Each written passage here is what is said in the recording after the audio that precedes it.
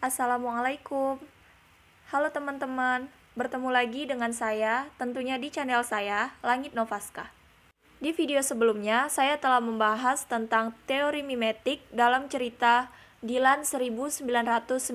Dan pada kesempatan kali ini, saya akan membahas tentang pendekatan struktural dalam novel Milea, Suara dari Dylan. Sebelum pada pembahasan inti, saya akan memberitahu dulu apa itu pendekatan struktural. Pendekatan struktural adalah pendekatan yang menekankan unsur intrinsik yang membangun karya. Oleh sebab itu, dengan tidak adanya analisis melalui struktural, makna intrinsik dalam suatu karya sastra tidak dapat tergali secara dalam. Milea, Suara dari Dylan, ditulis oleh Pidi Baik dan terbit pada tahun 2017 dengan tebal buku 360 halaman dan menggunakan sudut pandang orang pertama serba tahu. Mengangkat tema percintaan, terbukti dari kutipan berikut. Judulnya hampir sama, tetapi cuma beda tahunnya saja. Buku kedua ini adalah periode berikutnya yang akan menceritakan saat-saat Milea sudah mulai berpacaran dengan Dylan tahun 1991. Latar sosial budayanya dapat kita lihat pada kutipan berikut. Dulu, anak-anak geng motor hampir pasti adalah anak dari keluarga ekonomi menengah ke atas. Karena faktanya, hanya kalangan merekalah yang mampu beli motor. Berbeda dengan sekarang, hampir semua orang sudah bisa beli motor atau memiliki motor. Udah pada berkecukupan atau karena zaman sekarang sudah ada kemudahan kredit. Jadi, dengan begitu, pada zaman dulu, syarat untuk bisa menjadi anggota geng motor adalah selain mau bergabung, harus punya orang tua atau keluarga dengan ekonomi berkecukupan. Latar tempat. Yang pertama adalah di kamar. Terdapat pada kutipan, di kamar tidur, aku merasa tak berdaya, gelisah dan bingung. Aku begitu lelah, namun benar-benar tak bisa tidur. Sebagian dan diriku bergolak dalam kecemasan dan ketakutan. Pikiranku sepenuhnya dipenuhi oleh banyak pertanyaan dan gelisah. Yang kedua adalah di kelas. Terdapat pada kutipan, di kelas, sebelum pelajaran dimulai, aku ngobrol sebentar dengan Milea di kelasnya tentang kejadian Akeu dan resiko yang akan didapat oleh aku berupa ancaman putus. Aku tidak tahu apa yang harus kukatakan. Aku cuma bisa bingung. Yang ketiga sudah jelas pada kutipan berikut. Kami menyusuri Jalan Mutiara, terus ke Japan Buah Batu, ke Iyalan Karapitan, ke Iyalan Sumbawa, ke Iyalan Aceh, terus ke Jalan Merdeka tempat di mana BIP itu berada. Yang keempat, yaitu di depan gerbang sekolah. Terdapat pada kutipan, ketika motor berhenti di depan gerbang sekolah, Milea langsung turun dan memberikan uang 1.000 kepadaku yang masih duduk di motor. Itu adalah uang yang sudah dia siapkan sebelum sampai. Yang kelima terdapat pada kutipan berikut. Hari itu, aku janji ingin ke Yogyakarta untuk pergi mendaftarkan ke universitas yang ada di sana. Yang keenam adalah di pemakaman. Terdapat pada kutipan berikut. Aku bertemu Milea di pemakaman Burini. Dia bersama Mas Henry. Dan yang ketujuh adalah di SMA Bandung. Terdapat pada kutipan, kami seluruh siswa-siswi alumni SMA Bandung mengadakan reunian, dan di situ aku bertemu lagi dengan Milea Adnan Hussein, dengan Mas Herdi. Latar waktu, terdapat pada beberapa kutipan berikut. Yang pertama, waktu itu tanggal 22 Desember 1990, sekitar pukul 3 sore, aku dan Milea duduk naik motor menyusuri Jalan Buah Batu untuk mengantar aku pulang. Yang kedua, itu sudah 1 sore, tanggal 7 Juni 1997. Yang ketiga, hari Sabtunya, pagi-pagi, orang-orang di rumah pada sibuk dengan kegiatannya masing-masing.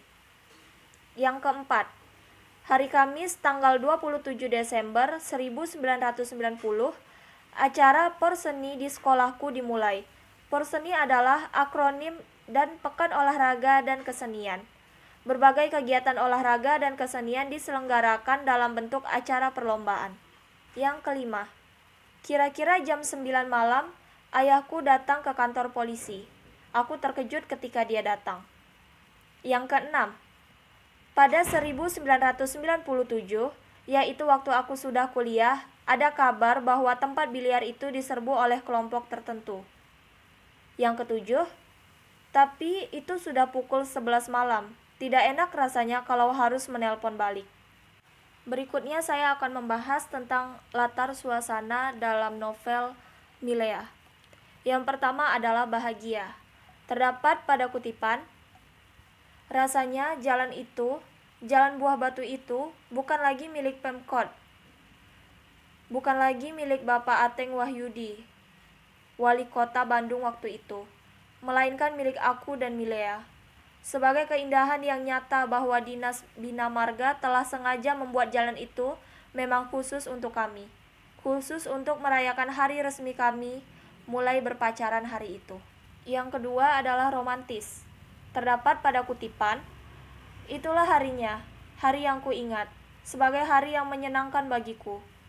Berdua di atas motor dalam guyuran hujan akhir Desember pada tahun 1990 di Bandung. Yang ketiga, bimbang.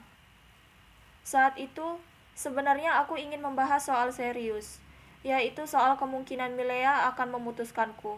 Tapi aku tidak ingin merusak suasana, dan sepertinya dia juga tidak ingin membicarakan soal itu. Dan berikutnya adalah bingung.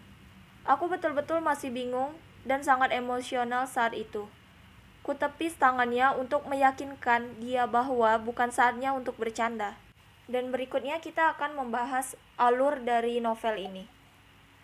Novel Milea, Suara dari Dilan ini memiliki alur mundur, yaitu pada tahun 1990 dan 1991. Dilan menceritakan dalam novel ini adalah sosok cowok remaja kelas 2 SMA yang memiliki karakter diri yang otentik. Ia selalu juara 1 dalam kelasnya. Rebel namun cerdas, memiliki jiwa revolusioner, tapi kita juga akan menemukan lupus dalam Dilan. Dia orang yang humoris, senang iseng, dan asiknya nyeleneh. Dilan adalah penikmat karya-karya sastra, koran Tempo, dan pengagum tokoh-tokoh revolusioner. Ia orang yang unik, ia memiliki gaya romantisnya tersendiri. Sedangkan Milea sendiri digambarkan sebagai cewek cantik, baik, soleh, dan juga sangat mencintai Dilan. Hubungan Milea dengan Dilan tak melulu lancar. Perlu diingat, Dilan adalah anak geng motor, dan Milea ditaksir oleh banyak cowok. Beragam konflik terjadi karena hal tersebut. Tidak begitu mendebarkan, namun tetap kuat. Dan konflik yang terjadi selalu berujung pada suasana yang manis. Sudut pandang. Pengarang menceritakan kisah percintaan antara Dilan dan Milea yang diceritakan sangat menarik. Pengarang bukan sebagai tokoh utama, melainkan seperti dalang yang serba tahu mengenai kisah percintaan sepasang remaja SMA ini. Gaya bahasa yang digunakan dalam novel ini tidak menggunakan bahasa yang baku dan mudah dimengerti, dan juga menggunakan bahasa remaja pada saat sehari-harinya. Tapi dalam novel ini, beberapa menggunakan bahasa Sunda sebagai penguat karena kejadian itu berasal dari Bandung. Tapi, dalam novel terdapat artinya agar pembaca tidak bingung. Dilan diceritakan dalam novel ini adalah sosok laki-laki remaja kelas 2 SMA yang memiliki karakter diri yang otentik. Dilan adalah anggota geng motor, lebih tepatnya panglima tempur, dan menjadi salah satu jagoan sekolah, tapi otaknya cerdas. Ia selalu juara 1 dalam kelasnya. Cerdas, memiliki jiwa revolusioner, dia orang yang humoris dan asik. Dilan juga penikmat karya sastra, koran Tempo, dan pengagum tokoh-tokoh revolusioner. Ia orang yang unik dan memiliki sisi romantisnya tersendiri. Milea, seorang anak remaja yang memiliki rambut yang panjang dan tebal. Ia selalu menampakkan dirinya dalam cara yang baik, bahkan ketika sedang makan. Milea memiliki sifat yang mudah berbaur terhadap orang lain. Ayah Dilan adalah seorang anggota TNI Angkatan Darat. Sebagai prajurit sejati, ia adalah seseorang yang cukup galak. Namun ia bisa berubah menjadi seseorang yang manis dan romantik kepada keluarganya. Ayah Dilan memiliki badan yang besar. Anhar adalah ketua geng motor Dilan. Sebelum mereka menjadi sahabat, Dilan mengenal Anhar ketika ia ingin masuk SMA, yaitu saat Dilan pulang dari P4, Pedoman Penghayatan Pengamalan Pancasila.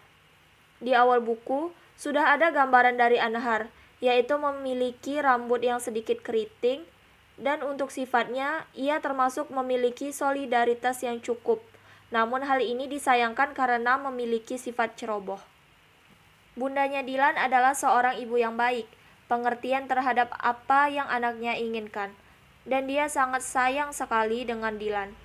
Dia juga ingin Dilan selalu bersama Milea, namun akhirnya berpisah. Berikut nilai-nilai yang dapat kita ambil dari novel Milea.